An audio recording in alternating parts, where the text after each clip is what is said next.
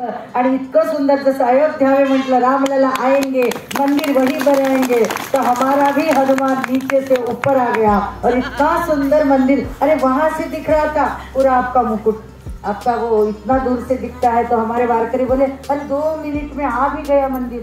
अरे चांदाळीला जेवण जेवलं 4 तासात 2 तासात येऊन गेलो जी, आमची बाई चालली।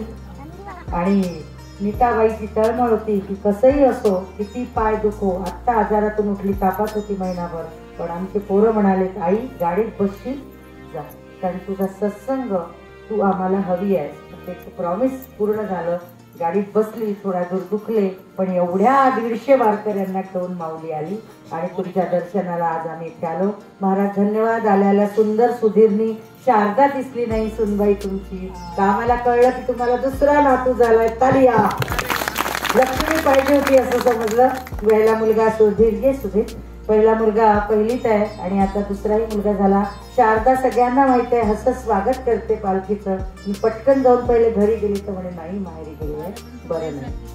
आणि महाराज अजून 50शीतही आले नाही।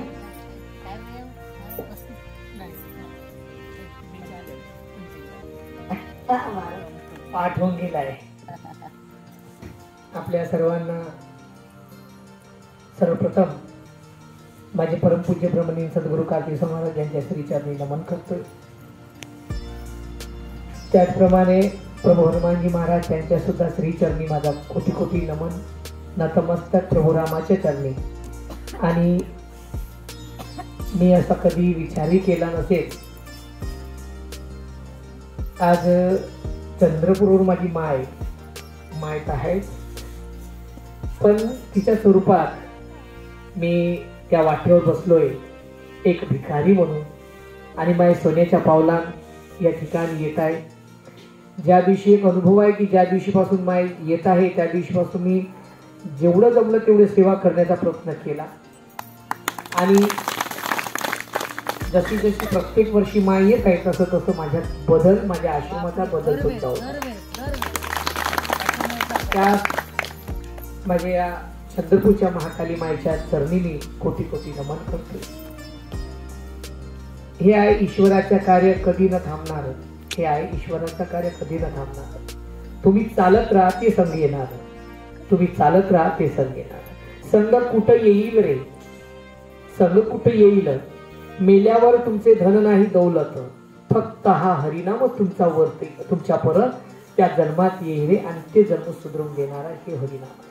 म्हणून आपण कमवलेली सगळी इष्ट इथं जागेवर राहणार आहे। पण गेल्या वेळी मला वाटते ताईनी आणि माईनं मला वाटते 10-20 लोक आणले, त्यातून 2-4 चालले गेलेले होते पहिला वर्ष। त्याच्यानंतर थोडी वाढ झाली, त्याच्यानंतर थोडी वाढ झाली ना, आज तर 150 म्हटल्यानंतर पुढल्या वर्षी 300% राहील। मंदिरात येत राहा, नाही एक संदेश द्या, गावागावात प्रसार काय करायचा। पुढल्या वर्षी म्हणजे आता जाताना आशीर्वाद देऊन जाते, पुढल्या वर्षी असं भेटलं पाहिजे रे बाबा, आहे ना। नाही तो खाए पिये मौज के, आम्ही पण गेले आपले पोच घ्या म्हणजे संपूर्ण पोचवून टाकायचं आणि मोकळं व्हायचं नाही। मग सुद्धा इथून माझ्या गुरु महाराजाची पालखी निघते। मी पण एकदा अशी पालखी काढली की त्या पालखीचा विश्वास नव्हता की आज पालखी इतक्या मोठ्या ताब्यात पालखी चालते। करीबन 300च्या घरात इथून चालते आणि रस्त्यावर आणि आखरीपर्यंत तर 1000च्या काड्यात पालखी, त्याने गावगाव सगळे शुद्ध झाले। तुम्ही लोक कधी यावं तर पालखी आमची चैत्र नाही, अश्विन मास, कार्तिक मासात पालखी येते, कार्तिक पौर्णिमेला पालखी निघते। तर आज तुम्ही या ठिकाणी श्रद्धे भावनेने भक्तीने या मार्गात चालला। आता तुम्ही पायी येताय, गाडीवर येताय, हा विषय नसतो, पण यावेळी श्रद्धेने तुम्ही चालताय, करत आहे, हे या प्रेक्षेसमोर येत राहा। आणि मी जे काही सेवा चालले, मी तुम्हाला सांगितलं की मी तर भिकारी आहे, या वाटेवर मी भिकारी। आपण माझ्यासारख्या भिकाऱ्याच्या घरात येऊन मुठभर जे माझ्या हिताचं माझ्याकडून जे काही मिळते, मी नेहमी भगवंताला प्रार्थना करतो, प्रभु मुझे दीजिए तो, एक तो मैं भूखा न रहूं और अतिथी भूखा न जाए। ईश्वरानं आपली सगळी सोय केलेली आहे, आपण बसलेला पाहिलाय, त्यामुळे आता आपण हरिनामाच्या सोबतीत आहे, सांगावं काय. सखू पार झाली, मीराबाई पार झाली, या हरिनामात सर्वांनी पार पण केलेला आहे. आपण पण आपला संसाराचा गाळात रंगवता आज या ठिकाणी पोहोचला, म्हणजे तुम्ही पण पार आहात. त्यांना त्या सर्वांचं अभिनंदन परत एकदा करतो. आणि माझे मुलं, माझा हा प्रथम दत्तक मुलगा सुधीर, हा वयाच्या हा मला वाटते 6वीत असताना मला सापडलेला आहे. त्याचा भाऊ मुकेश तो 8वीत होता आणि जी छोटी होती ताई यांची ती पहिल्या वर्गात टाकायचं होतं. अशा टाइमापासून ही माझ्याजवळ आहे आणि मी यांचं पालन पोषण करतोय. आज तुमची संपूर्ण सेवा करणार आहे. तसेच पाठीमागे आमचे बरेच माझी सेवक दाट आहेत, मुलं आहेत, सगळे असे करीबन 40 लोकांचा. सगळ्यांना रामदास खूप आवडला. ये बरं. आरती करू.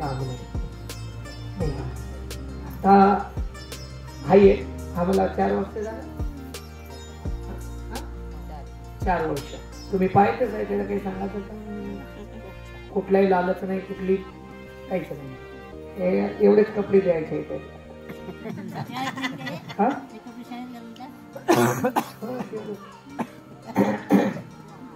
म्हणजे ताईनं सांगितलं की त्यावर वीज कोसळलेला होता. मंदिर व्यवस्थित होता, थोडस काही भाग गेलेला होता, पण ते होतच व्यवस्थित होतं. भारतीय पुरातत्व विभाग यांनी त्या मंदिराची खोदकाम म्हणजे त्याला नवीन बनवण्याचा म्हणजे जीर्णोद्धार करण्याचा प्रयत्न चालू. त्यांनी गेल्या 2014 मध्ये त्या मंदिराला खोलल्यानंतर त्या मंदिराचा त्या पद्धतीत बांधकाम व्हायला पाहिजे, पण त्या लोकांनी तो बांधकाम न करता करीबन 9 वर्षापर्यंत बांधकाम अर्धवट नेऊन थांबवून दिला. त्यांना कुठली अडचण आली माहित नाही. खासदार, आमदार अनेक लोकांनी पाठपुरावा केला आणि हे पूर्ण पाठपुरावा केलेला आहे. करीबन 8 ते 9 वर्ष पाठपुरावा केल्यानंतरही त्या मंदिराचा जीर्णोद्धार पुरा होईना. हे काम त्या ठिकाणी रखडला. गेल्या मे महिन्यामध्ये मी त्या मंदिराच्या कामासाठी परत धाव घेतली आणि तिथे सुद्धा सगळ्यांना सांगितलं की मी आमरण उपोषण करेन आणि आमरण उपोषण करण्यासाठी मी तो प्रयत्न केला. सगळ्यांना समजवलं की महाराज आम्ही करू. खासदार साहेब, आमदार साहेबांनी समजवलं, पण या लोकांनी कुठं यांचं पाणी जिरलं माहित नाही. आणि त्यानंतर गेल्या 26 जानेवारीला मी परत त्यासाठी अयोध्येहून आलो आणि मला माझा दृष्टांत पडला आणि मला माझी माहिती मिळाली आणि मी ते मंदिर करण्यासाठी खूप मोठा प्रकार केलेला आहे. आता तुम्हाला एक सविस्तरपणे सांगणे म्हणजे फार अवघड आहे. खूप मोठी लंबी कथा आहे. पहिले एक लेट मीटिंग घ्यावं लागली. 26ला एक मीटिंग घेतली, त्यामधून निघलो. त्याच्यानंतर तिथल्याच अध्यक्ष ऐकला का, तिथली जी अध्यक्ष आहेत त्यांनी सुद्धा हातभार बाहेर काढला. हा, पेपरात न्यूज पण दिली. कोण? भांडेकर, गजानन भांडेकर यांनी पेपरात न्यूज दिली का महाराजांचा व्यक्तिवत आहे. मला काही लोकांनी म्हटले महाराज दिल्ली जावं लागते. म्हटलं दिल्ली यहाँ पे लाएंगे आणि आणलं. माहिती दिल्ली आली. कुठं? मार्कंड्याला आली. दिल्ली म्हणजे दिल्लीला जाऊन तुम्ही उपोषण करा, तिथं काहीतरी करा. मला तिथं करायची गरज नाही. आमचं बाप येते उड्या पडला त्याच्याजवळ करू, तुमच्या त्या दिल्लीला यायचे तुम्हाला यावं लागेल. असं करून मी 26 जानेवारीला एक मीटिंग घेतली. त्यानंतर 29 जानेवारीला परत एक घेतली आणि डायरेक्ट 9ला घेऊन 16ला उपोषण टोकला आणि करीबन 48 गावात प्रचार केलो आणि अनेक गावचे लोक, तुम्हाला ते व्हिडिओ पाहायला मिळाला असेल. तसं आमच्या सुधीरही तुम्हाला व्हिडिओ दाखवेल. आणि इतका मोठा करीबन अर्धा किलोमीटर लोकांची ती रांग नाही, झूम चालत होता. रांग तर वेगळी राहिली, झूम चालत होता. झूम पाठीमागे पावा तर काय दिसावा. आणि ते सगळं केलं. त्याच्यानंतर उपोषण केला. 15 दिवसाचा माझा 14 दिवसाचा अनुसार तिथं कलेक्टरला पैसे महिने मागितले. 2 महिने 3 महिने नाही, मला द्यायचं आहे फक्त 7 दिवस. 7 दिवसात तुम्ही जर मंदिराचं काम सुरू करणार मग त्यांनी मग 7 2 14 आम्हाला 14 वर्षाचा वनवास आणि मी 14 दिवसाचा वनवास पूर्ण केला. 1 तारखेला त्यांनी मला भारतीय पुरातत्व विभागाने पत्र दिला आणि काम चालू करा त्याच्या पडणं पाठे. प्राण जाईल वचन न जाय. पण वचन न जाईल. त्यांनी 1 तारखेला चांगलं शुभ मोठा काम चालू केला आणि मी आज मंदिराचं काम सुरू आहे, तसं माझं पाहणी सुद्धा सुरू आहे. आणि उद्या मला शासकीय पूजेचा मान आलाय. या बात. हो. हम आपके साथ आ रहे हैं. वानर सेना लेके. उद्या शासकीय पूजाचा मान आहे. हा, त्याचा पत्र आलाय मला. उद्या माझं 3 वाजता तिथं पहाटे होईल, 4 वाजता तिथली पूजा सुरू होईल.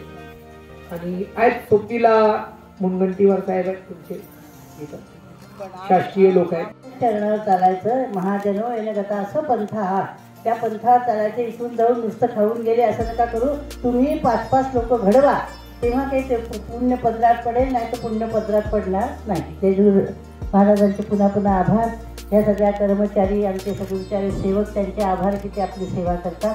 आणि खूप धन्यवाद बरं का सुधीर दादा. जय श्री.